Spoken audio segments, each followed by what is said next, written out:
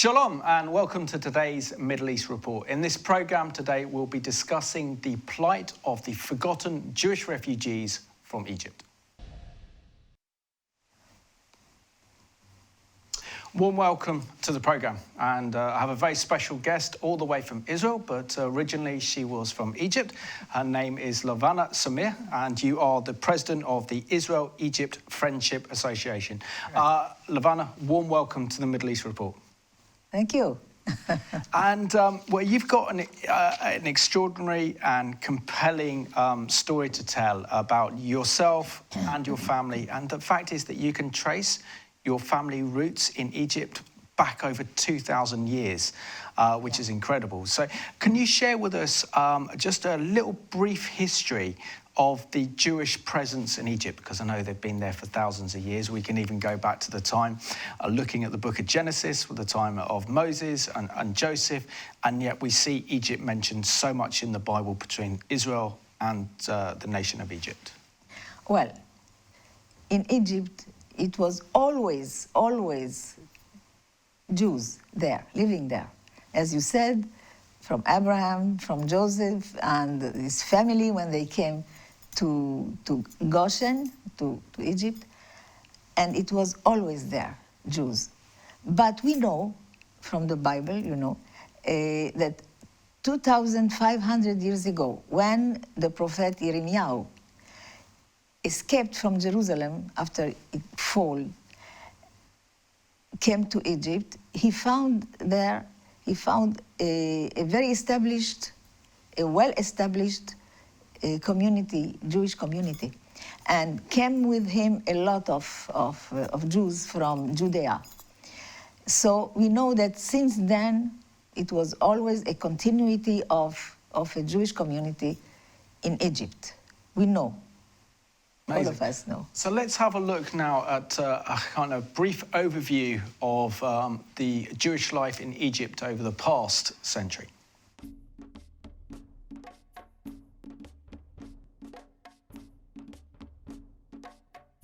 Growing up in Cairo was beautiful. As a child, my best friend was a Muslim. I was born in Beirut, Lebanon. My parents were refugees from Aleppo, Syria. Lebanon was slightly different than other Arab countries, at least at the beginning.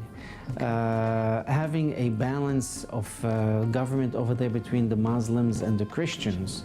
The Jews were welcomed at the beginning, and it was kind of a safe haven.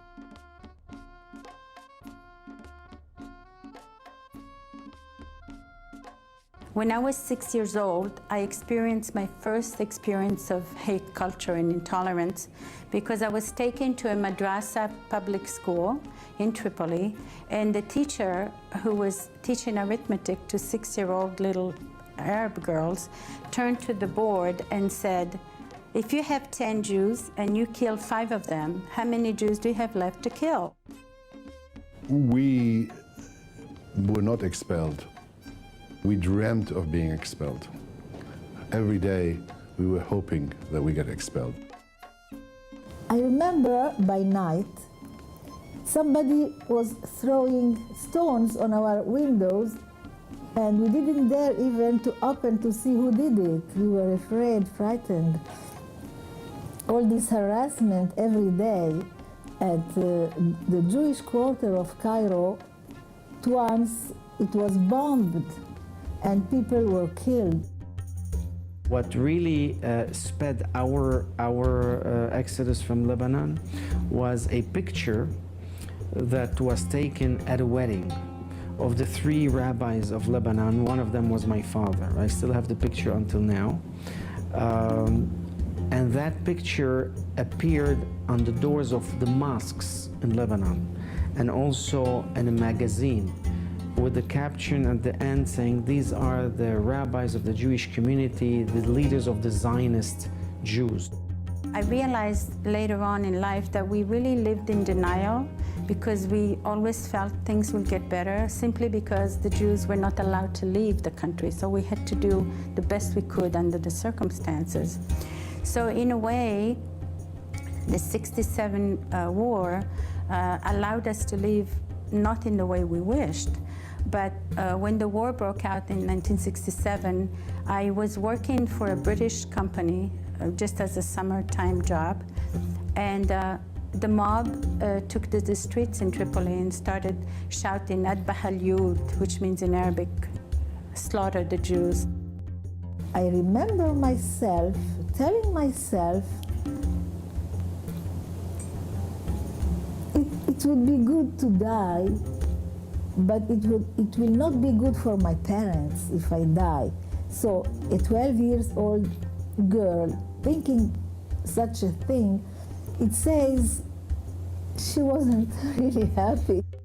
And it's very difficult to explain today that you leave somewhere that you and your ancestors have lived for 2,600 years. You leave it like a criminal in the night without saying goodbye to your girlfriend, without saying goodbye to your teacher, not knowing whether you ever will see them again, and in fact hoping that you'll never see them, because the worst thing is that you get caught and they will see you again in worse conditions. So it was, now we can tell it as a story, but you have to see the steps that we went. And also we did not know the direction, we did not know the route, we were not, even my father did not know, because in case we get caught, we had to only know step by step. So we only knew that we had to go to the train station. That was the only thing that my father knew.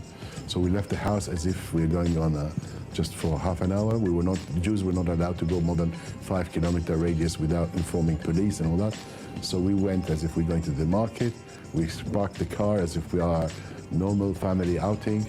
We went to the station and we stood there waiting until somebody walked in and says, "Oh, Mr. Shukay, I hear that going to Mosul is beautiful in this time of the year. Really, you should try it." And he just disappeared. And so that was the cue for the next step and the next step and the next step, until, thank God, we actually made it and we were taken to a village in Iran.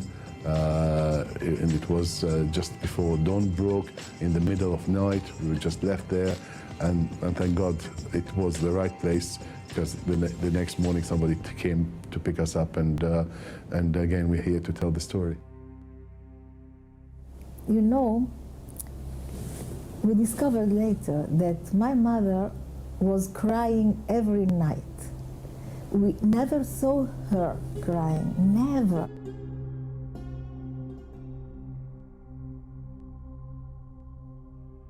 We did not have a passport. We could not have a passport. We had a laissez-passer. And on the laissez-passer of Lebanon, there was a stamp that says "Aller sans retour," which means you leave without coming back. We were made refugees. It wasn't just the Palestinians. Of course, we have to address the issue of the Palestinians and whatever the rights have to be addressed. But in order to be fair, we need to give a balanced view of both sides. We were made refugees, and the Palestinians were made refugees out of the same conflict. But they don't have a monopoly on it. The rights of both have to be addressed.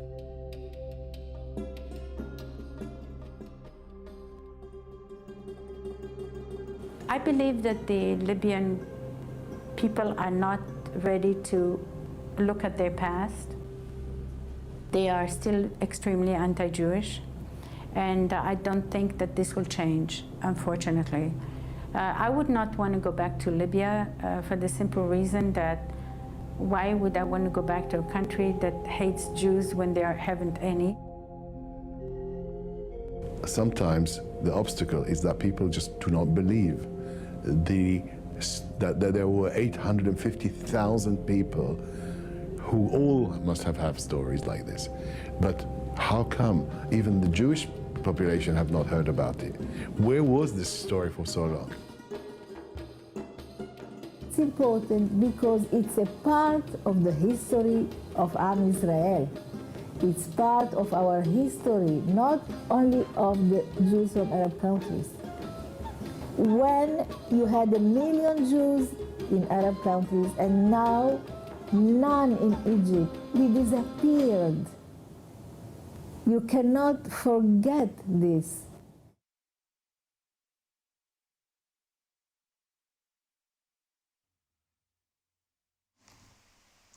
And that very powerful video sets the scene that tells the story of the forgotten refugees from the Arab lands that took place in the late 1940s and into the early 50s. And now we're going to hear Levana's remarkable story.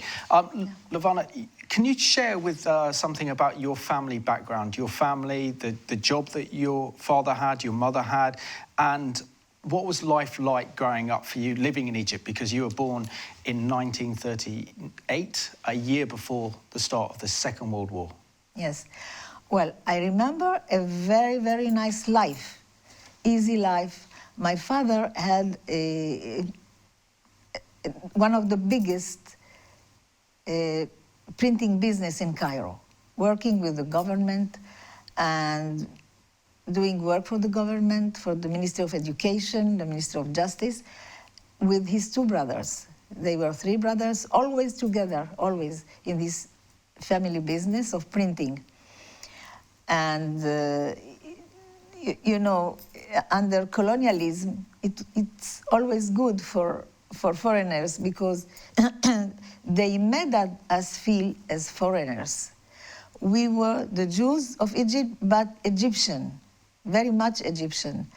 And our friends were Egyptian, Muslim, from the aristocracy, you see. Of course, we dealt also with not the aristocracy Egyptians, because we had servants at home, we went to the market. So with these people, we spoke Arabic. But at school, with the friends, we spoke French. You see, this is colonialism. But who brought it? Muhammad Ali, already at the beginning of the 19th century, when he decided that Cairo will be Paris on the Nile. And who did it for him? The Jews. From the Jewish quarter, they were living always in the Jewish quarter until Muhammad Ali. They never left the Jewish quarter, the Hart el-Yahud, as we call it. Rich and poor together. The rich people were helping the poor, and it continued later even, but at the Jewish quarter, it was like that in the Dhimmi time, before Muhammad Ali. But Muhammad Ali, even during the Dhimmi status of the Jews, he let them go out of the Jewish quarter. So they left in the middle of the 19th century, they left the Jewish quarter, and they built Cairo. Amazing. You see? Yeah. For the Khedive Ismail. So it's a new place called Ismailia. When it was Abbas Helmi, it was Abbasiyya. They built all these nice, very nice buildings you see until now in Cairo along the Nile. So the rich people were the first ones to go out of the Jewish quarter, building Cairo all over. And building synagogues, building schools, Jewish schools, because they wanted everybody to be educated. For Egyptian Jews, education was always, always, always first priority. And that's good, you know, it's very, very important. And later, the other Jews came out of the Jewish quarter, and then the rich people built another place in Cairo, Garden City, just in front of the Nile. You can see until now all these nice building apartments in front of the Nile. It's very nice, very nice. And Levana, what was life like under British rule, under British colonial rule of Egypt? Look, for me it was normal life. You see, I was born in this kind of life, so it was normal for me to be, my best friend was Muslim, another best friend was Christian, Yvonne Fadul. You know, we met in Egypt after peace with Aitan Heikal. Heikal is an aristocratic family. So at school, it was a Christian school because the Christian school were always the best level, the higher level of education. So me and my brothers, they were at the Collège des Frères, and I was at the Collège de la Sainte Famille, the Holy Family. So at school, it was normal to, nobody asked me which religion are you? We were the trio at school. The Muslim, me, the Jew, and Yvonne, the Christian, the trio at school. It was normal. We lived together. My brothers were friends with her brothers, and it was life normal. We had 2 servants at home. Every summer we went for 3 months on the Mediterranean resort. Such a nice life, you know, you cannot imagine. Exactly where the Nile is going into the Mediterranean. So, you know, the sand there was like silk. I never saw such a sand. I went everywhere in the world, but never like this silky sand.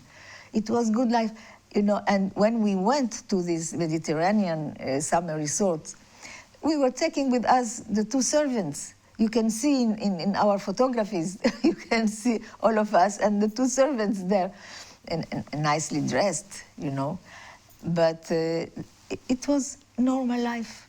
So can you share with us your experiences and your memories of the Second World War, particularly when Rommel and the German forces were sweeping through North Africa on their way to trying to defeat the British in Egypt? And of course we had the famous Battle of Tobruk.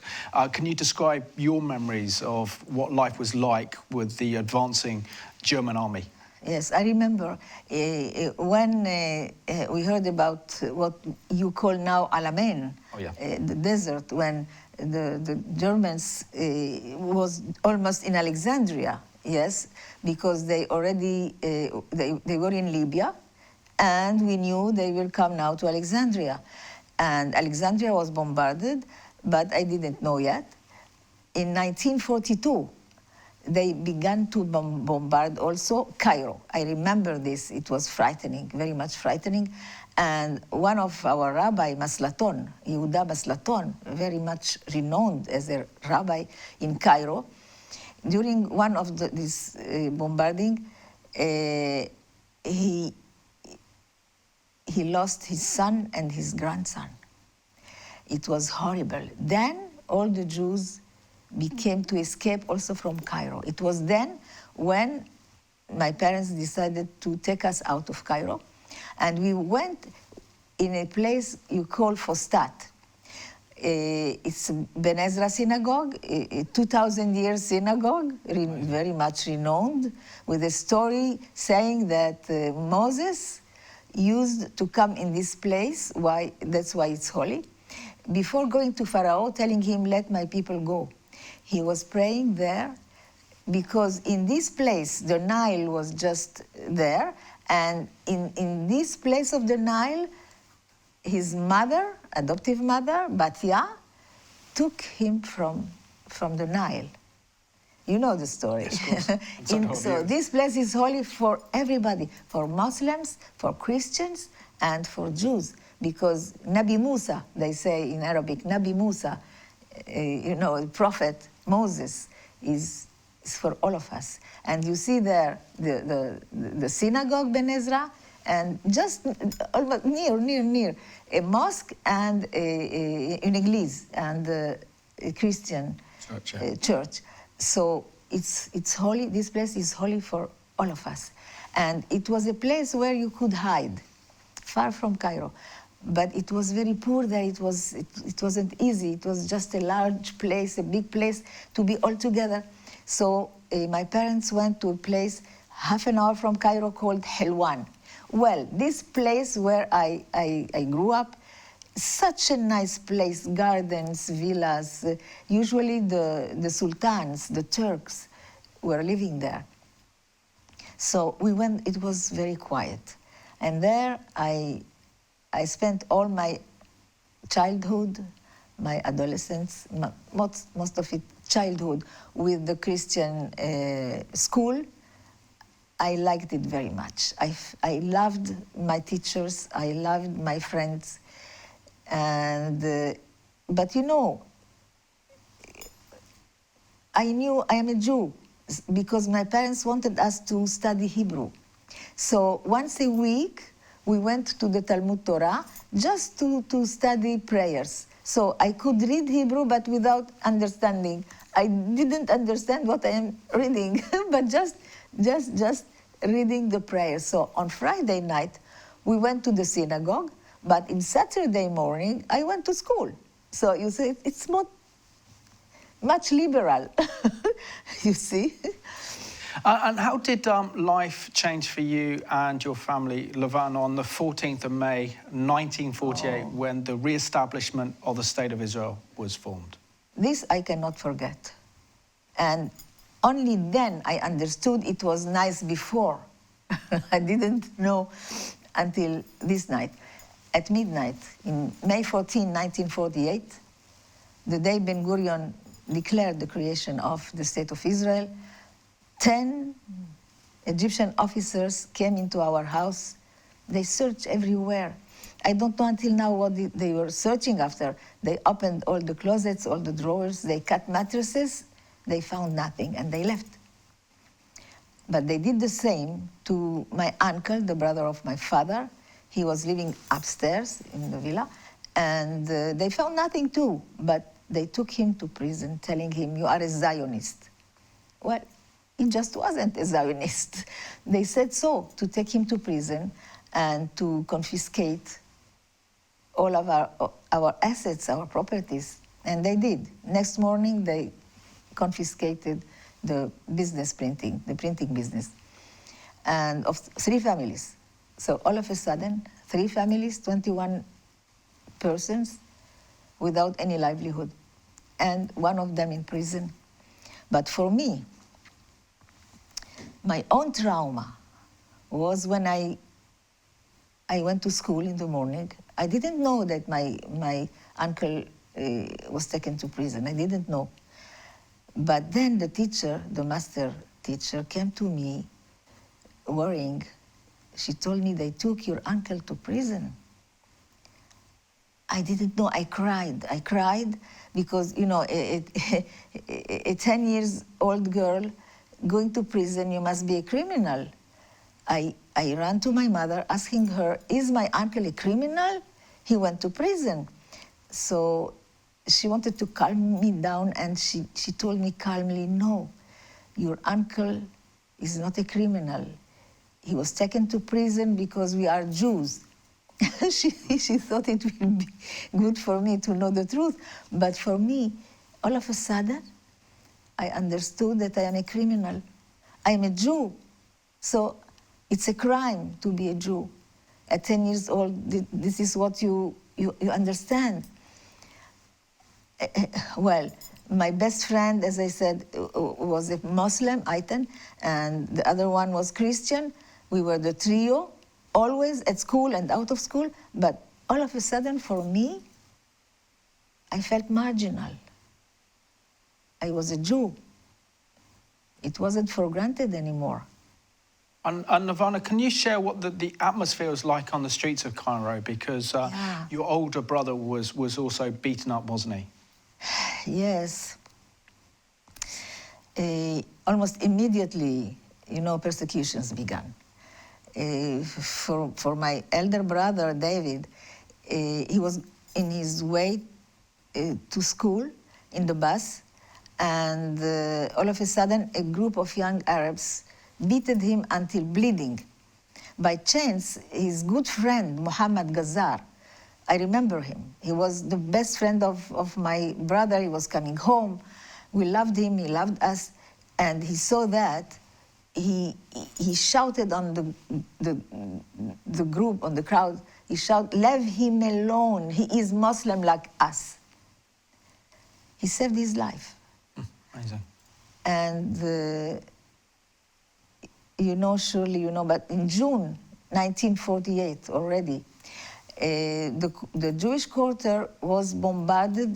They put bomb, exploded, and at 4 o'clock in the morning, when everybody was at home in beds, so buildings collapsed.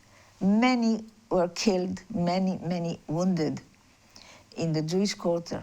It was written in the newspapers 2 days later, And again, the same in September 1948. So it wasn't only here and there in the streets, people being killed or being beaten. It was also a mass of these. 500 Jewish business were also put in fire. You see, you felt it. I can tell you something. In 1949, I was still friend with Aitan, the Muslim friend, and it was Kippur. In Kippur, I had to go to the synagogue, you know. And she told me, I want to come with you to the synagogue. I told her, okay, you could come. And we were talking. She said, how could you not to eat 24 hours? It's very difficult because, you know, Ramadan, they could eat the whole night, but we cannot. I explained to her, it's haram. You know, in Arabic, it's haram. We cannot, just haram. And a girl our age, an Arab one, you know, without even shoes, she looked at me and she told me, and it was the first time I saw this, she told me, do you know what haram is at all? انتوا عارفين ده حرام ده ايه? I was, you know, surprised, and I asked my mother, why did she told me that? My mother said, what? She told you that? Because before, they never dare to talk to us like this, all of a sudden. So, you see, there is the kind of persecution, beaten, but there is also a kind of you know, persecution by words, which we didn't have before. So can you tell us how you and also other 2,000 Jewish families ended up seeking political asylum in France? So there's you, and this is your refugee certificate. Yeah. So can you share with us your story of how your family left Egypt? Yes. Well, after 1.5 years in prison, my uncle, they came to him telling him, look, if you want to be free, if you want to go out of prison, you have to leave Egypt immediately, from prison, handcuffed, to the ship, out of Egypt. And they came to my father, telling him, if you want to see your brother, well, this day, this hour, you will find him in the ship, and itfaddalu. Itfaddalu in Arabic is, you are welcome to do the same. So he was expelled. And I asked him, when he said, okay, I want to be out of Egypt, they told him, you have to sign here that you are going out of Egypt by your own will. You asked for. And that you don't have any properties in Egypt. He signed because he wanted to go out of prison. So he was expelled, but signing that he wants to be out of Egypt by his own will. And my father and the other brother, you can go with him. So we understood. All of a sudden, luggages at home, in the middle of the night, like thieves, we left home. My mother just closed the door and we left our house as is, to Alexandria. Then I asked my mother, where are we going? She said, in France. Well, I was very glad. I said, France, Paris, the Tour Eiffel, nice. But it wasn't Paris for us, no. We arrived in Marseille. The Grand Camp d'Arenas, it's a refugee camp with hangars. You can see it on Google. Until now, if you write Camp d'Arenas, Marseille, you will see it. So it was, for us, a hangar for 3 families, an open space hangar. One wall for us with 9 beds, because I have 6 brothers, me and my parents, so 9 beds on a wall. This is home for us. Another wall for another family from Morocco, yes, because it wasn't only from Egypt. Another wall for another family, open space, that's it. During the nights, the beds are down, and during the days up. It was horrible for my parents. I know because I remember, they never shared with us their problems, never. But we realized that nothing will be the same again. And I remember one day, my father running, and I heard that a friend of him committed suicide because, you know, these men, they lost not only their properties, their assets, their life, they lost their identity. They didn't know even where they are now, what they did to their children, bringing them in such a place. It was very difficult. Many men, Jews from Egypt, died after a year or so, and nobody knew from what. Some of them get a heart attack on the ship, the first heart attack. It was very difficult for them, for us too. It was difficult, but I cannot imagine how they felt. And can you describe how you got to Israel? So Yeah. you obviously boarded a ship from Marseille to Yeah. Haifa. Yeah. What was your expectation, and what was it like when you saw the coastline of Israel, the promised land, for the first time? Okay, and but first of all, before going to Israel, you know, since we were refugees, recognized as refugees, my father could work in Marseille. So when the Jewish agency came to us, telling my parents, you can go now, you can make aliyah, you can immigrate to Israel. My father said, no, I don't want to go to Israel. I just began to work. He wanted us to be a good future. He knew it will be very difficult in Israel. So he began to work because he could do it as a refugee. And he said, in a week or so, I will leave the place and I don't go to Israel. But then my mother, it was the first time I heard my mother saying no to my father, because in Egypt, it was always my father telling us what to do. So she said no, because she saw things. I wanted to go, once I wanted to go out of the camp a little bit with my two younger brothers, and children our age laughed at us. They knew we are the refugees. They laughed at us and they told us, sale juif, dirty Jews. I didn't know what it is, but my mother told me, leave them. They don't like us. That's all. And once in a department store, she wanted to buy something for me, a raincoat, because it was very much raining, they said, in Israel. And when she went to pay, a French lady from Marseille told her, leave this place, you are taking the livelihood of our husbands. Look, my mother just shut up and we left the place. So she told my father, look, I want to go to a place where everybody is Jew, so nobody will tell my children sal juif, nobody will tell them idbahul yahud, kill the Jews or dirty Jews, and I don't want my children one day to be in the same situation like we are now. Well, with such arguments, my father said, okay, and we went. But my mother didn't know how bad it will be there in Israel, in a refugee camp, in a tent, a big one, we are 9 persons, a tent in the middle of the winter, the rain, the cold. We are not used to cold, you know, and it was horrible. It was horrible for my parents, I am sure, bringing us in this place. In the middle of the night, the tent blew up and the rain on us, on our luggage. Well, it wasn't just a vacation. It was difficult. So how long were you and your family in the in the camp in Tiberias? Yeah, transition camp, they call transition it. Camp, Ma'abara, yes. it's a transition camp, so it's for a while. For a while. This while was for 2 years. Oh. 2 years. After a while, we got a caban, you know, a small room, without electricity, without any water. For the water, 50 meters from the caban, toilets 50 meters from our place. You can imagine in the middle of the night, how could you go there? And it wasn't really a toilet. It was just a hole. That's it.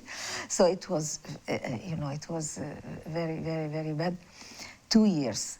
And my father, he doesn't know Hebrew.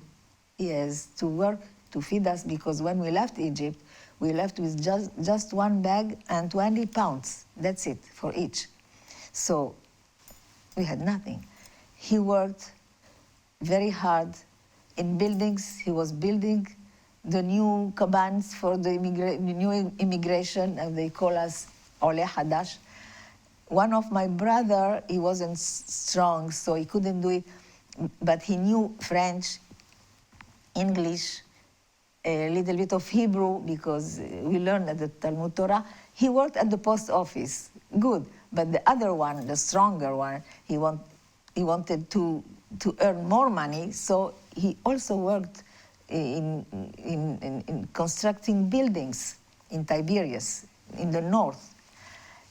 And after 2 years, you know, my mother put a lira and a pound on a pound on a pound, and after 2 years, we could leave the transit camp.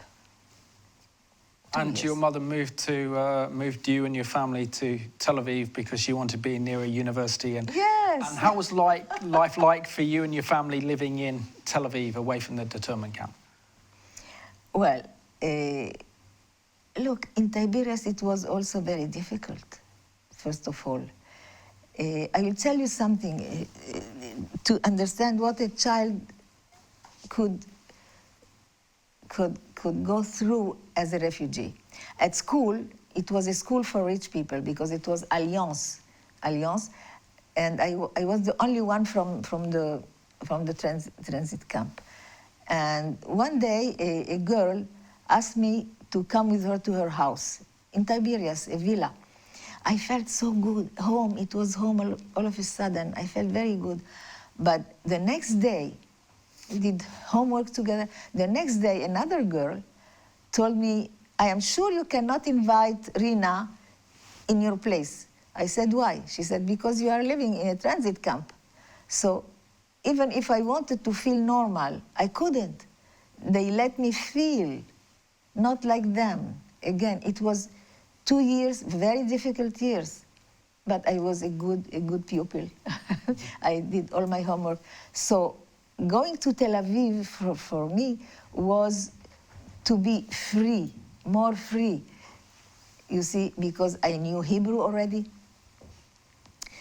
and I went to school like my brothers. But one day, at 16 years old, my mother told me, look, now, like your brothers, you work in the morning and you study in the evenings.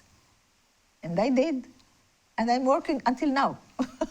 Amazing. I never stop. So let's have a look now at this video that looks at the persecution of the Jewish people in Egypt.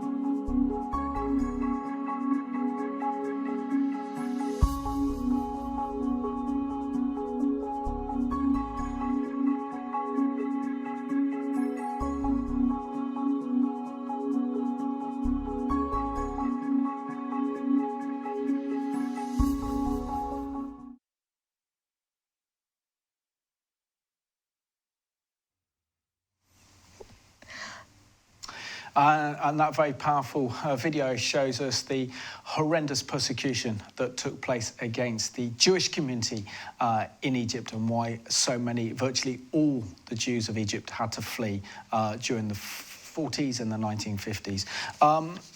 Levana, thank you so much for sharing your incredible and moving and powerful story. Yours is one of 850,000 plus story of the forgotten Jewish refugees from the Arab lands.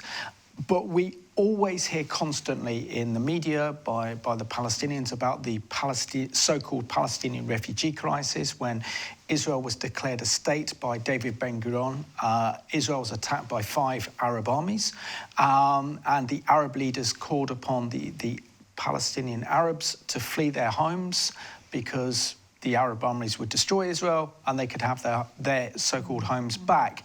And yet we hear nothing about the plight of the forgotten refugees. And it's only been in the last decade that stories like yours have emerged.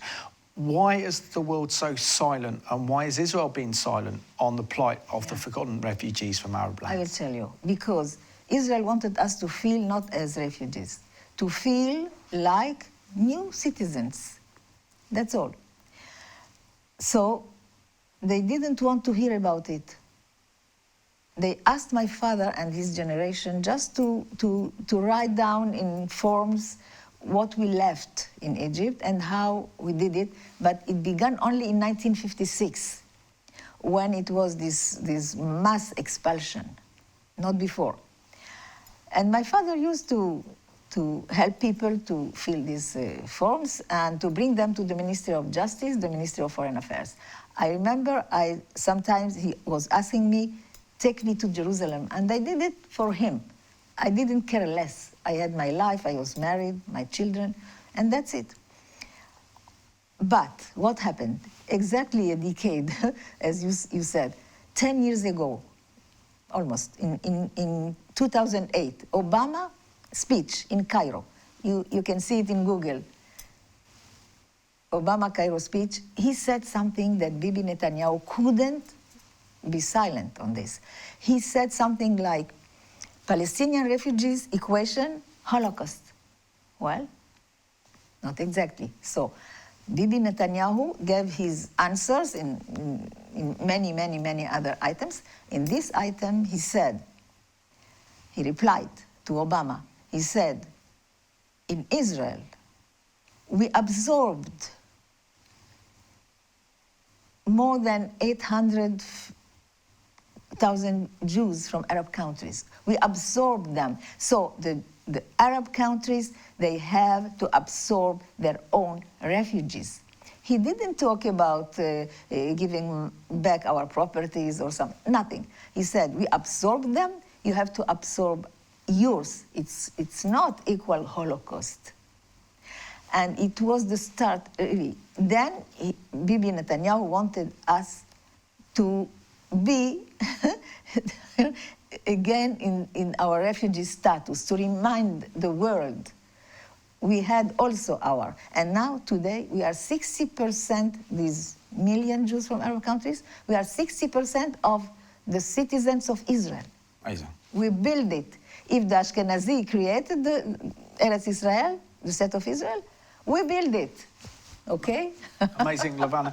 I mean, I could do a whole program with you talking about the work that you're doing with the Israel-Egypt Friendship Association. Yeah. And the renewed relationship between General Sisi, the president of Egypt, and Israel, and the relationship between Israel and Egypt, particularly after the 1979 Camp David Accords, the peace agreement between President Assad of Egypt and also then of Michim Begin. But we've got 5 minutes left of the program. So what is your reflection on the plight of Christians? Because over 70 years ago, the Jewish communities were ethnically cleansed from the Arab lands, and now we're seeing the Christians being ethnically cleansed. What is your view and your perspective on this? Very sad, because, you know, in Egypt, they are burning churches. Not lately. They did it until 2 years ago. They burned churches. But all over the Arab world, It happens. And you know, we know that 500,000 Christians or Copts left Egypt as refugees. Those who could afford to do it, to leave Egypt, they had money, so they could do it. But all the others, but you know, the Copts in Egypt are the real Egyptian. Do you know that? Yes. That's why the Egyptian people, they don't like this idea. They are the real ones, the real Egyptian. So the Muslim Brotherhood is just, you know, the tragedy of Egypt. Because Egyptian people, usually, the real Egyptian people, not the Muslim Brotherhood, the real Egyptian, not those coming from other Arab countries. The Egyptian people, they know how to accept the other. They always did. They are doing so until now. And I felt it now when I was in Rosh Hashanah. I was invited, you know, I was invited to Erev Rosh Hashanah to inaugurate the opening of Shara Shamayim synagogue in Cairo, which couldn't happen 10 years ago. Last time I wanted to go with a group, with my family, they stopped us. In the Egyptian TV, they said, look, on Sunday are coming here, a big group of Egyptian Jews, they are coming to take their properties. What properties? Who cares about properties? I wanted my children to see the place where I was born. That's all. But when they did this, I didn't want to know about Egypt anymore. It was too much aching. You know, for my parents, after peace, they told me, go with your husband to see where you were born, because you belong there. And they were right, but they didn't want to go back to see. My mother told me it will be too much a pain for us. We cannot go, but go. And she was right, because I found my roots. I am Egyptian. I am Israeli, of course, but from my behavior, I am an Egyptian Jew. That's it. And Levana, what role can our viewers play in campaigning on behalf of you, your family, and also the 850,000 Jewish refugees from the Arab lands to get justice and also to get your stories told? Now we are doing that because Israel, 10 years ago, understood that these 1 million Jews from Arab countries and Muslim countries are a part of the history of the people of Israel. It's a part of our history. So they decided a few years ago that once a year, in November 30, pupils will learn about our history at schools. That's good. And now it's all over the world too, not only in Israel. And now you know our story. I am sure you didn't know about it a decade ago. Now people began to understand what happened, really. Amazing. Levana, I just want to thank you so much for being my guest on today's Middle East Report. And I just want to thank you so much for sharing your very powerful and your very compelling story. And this is the story that we all need to tell, the story of the forgotten Jewish refugees from Arab lands, because it's so important. And it's so important that you get the recognition and also the justice that you deserve. And thank you very much for a very special interview and joining me today. Thank you for being with us. Pleasure. Continue. Pleasure. Kol hakavod. And I just want to thank you for watching today's program. I mean, we've all heard the remarkable story of Levana, of how she fled Egypt, how she came to Israel. And it's important for her and also the other 850,000 forgotten Jewish refugees from Arab lands that we raise their voice, we proclaim their situation and what they went through so that they can get justice and they can get recognition for the hurt and the pain that was caused to them. And this should be an equal argument to the so-called Palestinian refugees. So I want to thank you for watching today's Middle East Report.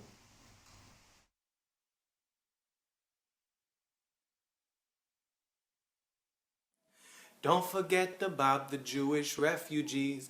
forced to flee from their home countries, Tunisian, Yemenite, Lebanese, the Turkish, Moroccans, and Iraqis, Iranian, Jordanian, and Syrian, Egyptian, Libyan, Algerian. God only knows what would be their fate if it hadn't been for the Jewish state. 1947, the United Nations passed a resolution for the creation of both the Jewish and an Arab state by partitioning the British Mandate. But the Arab world rejected the plan, couldn't stand the thought of a Jewish land, and the armies of 5 Arab nations attacked. Was an act of war, so the Jews fought back. Thousands on both sides wound up dead in the violence. Many Palestinians fled, and the families of these who ran away are the refugees you hear about today.